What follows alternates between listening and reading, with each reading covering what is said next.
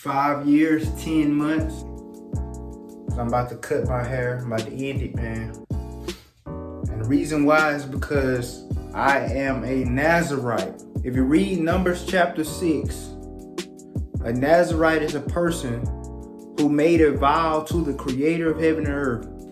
And they vowed not to cut their hair, not even to get an edge up, not even to get a line up on their beard, not even to trim their hair, not to drink any wine, not to eat any grapes or any raisins, and not to touch a dead body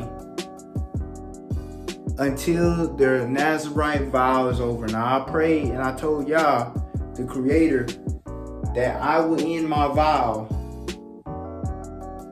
whenever I get land. And I just inherited land from my grandfather, which means my vow is done. So I'm gonna cut my locks and I'm gonna offer up my locks as an offering to y'all.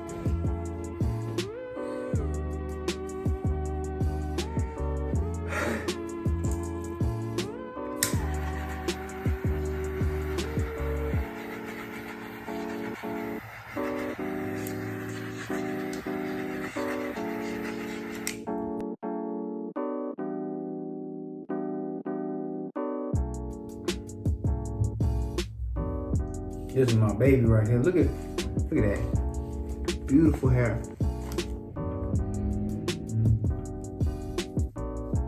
How healthy that is down there. Wow. Most people, they cut off their locks, it'd be white, you know, mildew all in there. Look at that, pure black. Took care of my stuff.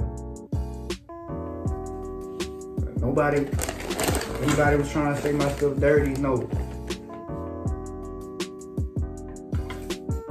If you want an easy way to keep your locks as clean as I did, you can go to Generated Nerves and get some liquid lock soap. Use it once a month and you're gonna be good.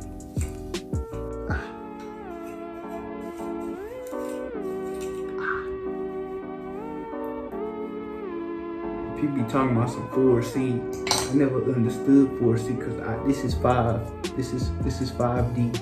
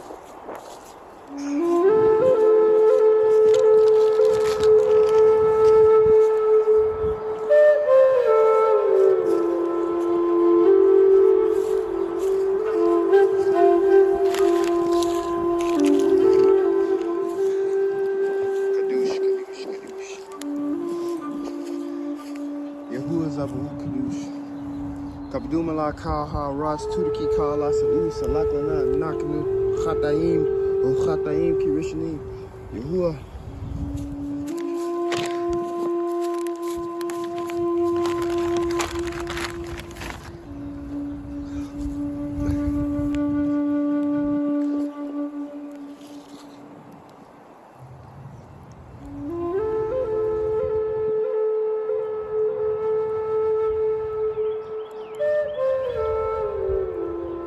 Grow the hair out, and you don't stop, and you don't shave it, and you don't trim it. Now at this same time, you're not to be consuming any alcohol.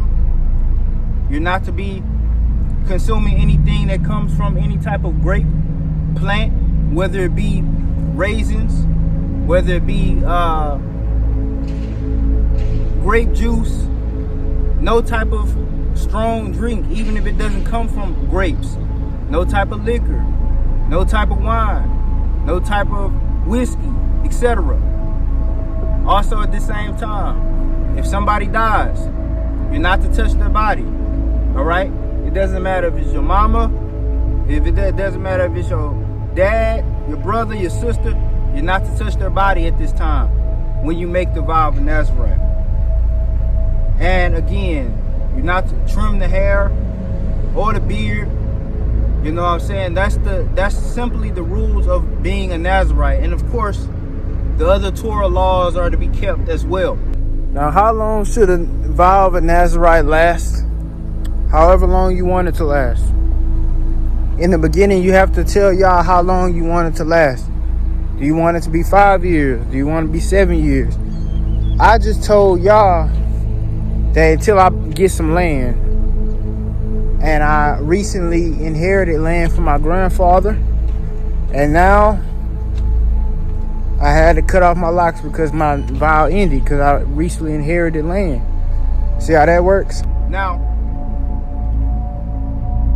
why does it have those specific rules? And what are the importance of those rules? It's simply to be as connected to Yah as possible. When you make the vow of a Nazarite, all it is you are separating yourself unto Yah, making yourself as close to Yah as possible. So what is Yah? Yah is the Most High. What does that mean? That means that Yah is the energy that is the highest frequency, okay? The Most High means the highest frequency. So to be close to the Most High means that you have obtained the highest frequency. See, when you grow your hair out, when you grow your hair long, it absorbs the energy from the ether field which surrounds you, okay? The ether field is just space. Everywhere there's oxygen, everywhere there's particles, protons, neutrons, and electrons, that's the ether. So what I'm trying to explain to you is that the hair actually cultivates that energy and it brings it into the body. If you are in an environment that has a lot of negative ions, which are free roaming electrons, which shoot off from moving sources of water, which shoot off from burning wood, it shoots off from sunlight. When sunlight comes into contact with the green earth, negative ions shoot out into the air. When the wind blows and hits a lake and the waves form, negative ions shoot out into the air. When you surround yourself with negative ions charge the body. Negative ions are simply electrons and they charge the body. When you have a lot of hair, that hair acts like an antenna and it catches those negative ions and it brings it into the system, because the hair is simply an extension of the nervous system. So when you have long hair, that simply adds energy to the aura field, okay? It adds energy not to just simply the body, but the mind, the body, and the spirit. You are surrounded by a electromagnetic field, a bio-electromagnetic field. And all the hair on your body is bringing in more energy into the bio-electromagnetic field. This is why you're not supposed to shave your hair. You have hot hair in the areas of the 7 candlesticks on the menorah. What are the 7 candlesticks on the menorah? The 7 flames of the body, aka the 7 chakras.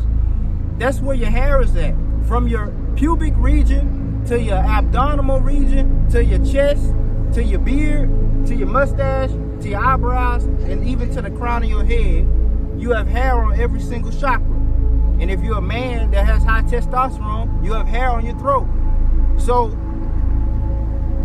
what we're talking about here is hair being that magnet. We know that hair corresponds with electricity, because if I took a balloon with static electricity on it and put it over my arm, my hair will stand up because my hair is attracted to that energy. Your hair is always going to be attracted to electromagnetism because that's what it's for. You understand? It's bringing in energy into the body. So that's why Yah tells us to grow our hair long when we become a Nazarite. That's how we increase our frequency at that point. And that's also why Yah said, do not shave the sides of your beard, whether you're a Nazarite or not, because the hair on the side of your beard is very important. It's bringing in energy, not just through the throat chakra, but also to the cerebellum of the brain, allowing your balance, locomotion, and other movements to be very developed, allowing your speech and articulation to be very developed, and the list goes on. So the cerebellum needs that energy from the beard, and a lot of people don't know that. But when you think about a wise old man who has a lot of wisdom to tell you, he will always have a full beard. If you imagine it in your head, just imagine a wise old man with a lot of intelligence, with a lot of wisdom that he can give to you. I guarantee you, the man you're picturing in your head has a long beard. You know this subconsciously, that a long beard correlates to wisdom, correlates to teaching, correlates to the throat chakra, correlates to simply what it is to be a man, because the man is the leader, the man is the teacher. Okay, because if we were in 3000 BC and we were some hunter-gatherers, I would have to be able to communicate well where a water source is at, where the buffaloes roam, so we can go hunt them. I would have to know how to teach. I would have to know how to communicate. I would have to know how to basically get my words to you quickly and you understand them. You see what I'm saying? So that's why speech is so important for a man. And we know that Aaron, the brother of Moses, was a great speaker, and he had a long beard that went all the way down to the skirt of his garment. You see what I'm saying? And this is the things that we have to understand. So that's what it means when it comes to hair. So why do y'all say that in order to be close to him, you have to avoid grapes, avoid alcohol? For the same reason the priests are not allowed to drink alcohol when they're ministering. Why not? Because when they were going before Yahuwah to make the offerings, the sacrifices, the oblations, the incenses, guess what? The priests had to be at a high frequency, especially when they entered that tabernacle. If they entered that tabernacle when they were unclean, aka impure, aka low vibrational, what happens is they drop dead on the scene, because they're coming in contact with the ultra gamma radiation, a frequency higher than anything else on the planet. That's why if you touch the Ark of the Covenant, you die, because Yah was within it. You understand? So basically what I'm telling you is the priests had to be at a high frequency at all times. That's why they had to wear pure lining all over their body. That's why they had to have a gold breastplate with 12 different types of crystals on it. And they had to have a crown of gold and high frequency colors such as purple, scarlet, and blue on their body at all times when they enter into the tabernacle, so that they can be at the highest frequency possible. So they were covered in metals, crystals, and linen. These are some of the highest frequency materials that we can come into contact with. Alcohol lowers your vibration. You know it does. Alcohol, it impurifies the spirit. That's why when you get drunk, you standing like this, you woozy, you losing touch with yourself. You already knew alcohol was low frequency. Okay? It's low frequency. You don't even have full awareness of your surroundings, full awareness of yourself, full awareness of other people when you're when you're drunk. So it can't be a high vibrational thing. You got to understand, high frequency holiness corresponds to awareness. Anything that completely dilutes your awareness also makes you impure and lowers your frequency. That's what you have to understand. Why can't I touch a dead body as a Nazarite? The reason why you should touch a dead body as a Nazarite is because a dead body has a lot of negative energy. A lot of negative energy. A human is the most impure thing on the planet. If you come into contact with a dead pig, a swine, which is an unclean thing, and you touch his body, you'll be unclean until the next evening.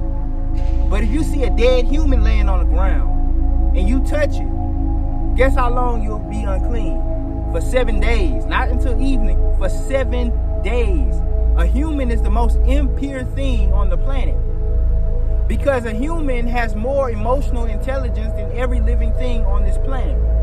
A human experiences more sorrow than every living thing on the planet. Why? Because the more knowledge, the more sorrow. The more wisdom, the more grief. If we compare ourselves to every living thing on the planet, we have more knowledge. We took the forbidden fruit, and now we're the most impure. We have the most suffering. We have the most trauma. The giraffe didn't take the forbidden fruit. The swine didn't take the forbidden fruit. We took the forbidden fruit. So therefore, we are impure. More impure than anything on the planet. More impure than anything that walks the earth. You see what I'm telling you? So when you come into contact with a dead human and you touch it, what you came into contact with, extreme low vibrational energy. When somebody dies, their spirit is being released in waves from their body. A lot of times people think that when you die, it's just a ghost comes out of you and goes up to heaven. That's not how it works. When you die, literal electromagnetism is being released from the body in all directions in a cloud like this. And it slowly goes up and ascends into the sky, and then it dissipates into the ether. But I don't want to go into all the context and I don't want to go into all the depths of what happens to your soul after you die. But what I do want to say is you shed all the energy that you had in your life when you die. All the happy moments, all the sad moments, all the angry moments, all the glad moments are being shed from the body. And that lowers your frequency. If a person dies in an open field and you touch their body, you are unclean. If a person dies in their home and you go into that house, you are unclean, even if you don't even touch their body. You might ask, well, how come Samson killed people and, he was killing a lot of people, so he had to have came into contact with a body that was dead, right? Of course. But here's the thing about Samson. Samson wasn't the average Nazarite. Samson was a Nazarite from birth, and he was supposed to be a Nazarite to the day that he died. Meaning, Yah did not care for Samson's hair to be offered up. Which means if his hair got defiled, it wasn't really a problem. The reason why Yah chose Samson to be a Nazarite was not to have his hair offered up, but simply so Samson could become very powerful and Yah could easily put his spirit in him at any given moment. So when Samson destroyed the Philistines, that was his purpose. Samson was never supposed to offer up his locks, and he never did offer up his locks. When he died, he died. Once you die, you can't offer up the locks. So people who were called to be Nazarites from birth, these people typically were people who Yah used as a vessel to do something very powerful, instead of just Yah himself getting the energy from the locks being offered up. Also, after Samson killed all those people, all those Philistines, Yah caused a series of events to happen that eventually got Samson's hair to be chopped off by the Philistines, right? And then a fresh set of hair grew back, which would have been clean and not defiled. And then that allowed Yah's spirit to enter into Samson again, very, very, very strong, allowing him to collapse an entire temple, killing even more thousands of people. These are things that we have to understand. If you go to a graveyard and you stand on the graves, or you go too close to the graves, especially if the graves are fresh and it has a person who just died in it, you are unclean. If you touch a bone, you are unclean. Because the spirit is constantly in waves being taken from this body, and it has negative energy. You don't want to touch a dead body because it's unclean, which means it's impure, which means it's far away from the Most High. You want to make yourself pure, and you want to cleanse yourself, aka purify yourself. Make sure your aura field has no holes in it, to the point where if you walk into the tabernacle, you won't fall dead. And if you are a true Nazarite who keeps the commandments and helps people and spreads love on this earth like Yah want it, you're going to be Yah's favorite. So when Yah looks down at this earth, since there's no priesthood, there's no major prophets, when Yah looks down at this earth, He looks at you first. If you make this vow of Nazarite, he looks at you first. If you pray, he answers your prayers first. If you're in danger, he'll save you like this. I've been through it all. Yah's giving me visions. He's giving me dreams. All while I was a Nazarite. I've had only one prophetic dream after I've cut my hair. It's been 4 months now. I know this video is coming out really late. But when I was a Nazarite, I had a lot. When y'all was dealing with me, the hand was upon me. There was times where I should have literally died. When y'all looks down at this earth, I'm telling you, he looks at the Nazarites first. If you are the children of Yasharal, make the vow of Nazarite. Don't be afraid. Don't be afraid to be ugly or whatever. It's worth it. Now, really, the true purpose of being a Nazarite is to sit up here and let this holiness grow on your head, because that's what your hair is holiness. All right. See, the major part about being a Nazarite is offering up the hair after you cut it off at the end of your vow. So the reason why you want to offer that hair up is because you've sat up here collecting this holiness, collecting this righteousness, collecting this high vibration, and now y'all wants it back. It's a big pulse, a big accumulation of holiness that he wants to be sent into the fire, into this portal, which is the fire. Now, one thing you gotta understand though, if you really want the full experience, right, you would go to the Holy Land, Western North America, in one of the cities that Yah has put his name. I could either go to Mount Sinai, I can go to Jericho, or I could go to Jerusalem, or any other cities of the priests. But those are the ones that I know of, that I know where they're at. And I could take a male lamb for a burnt offering, a female lamb for a sin offering, because you're gonna mess up. When you're Nazarite, you're gonna sin. You're gonna accidentally consume something you have no business.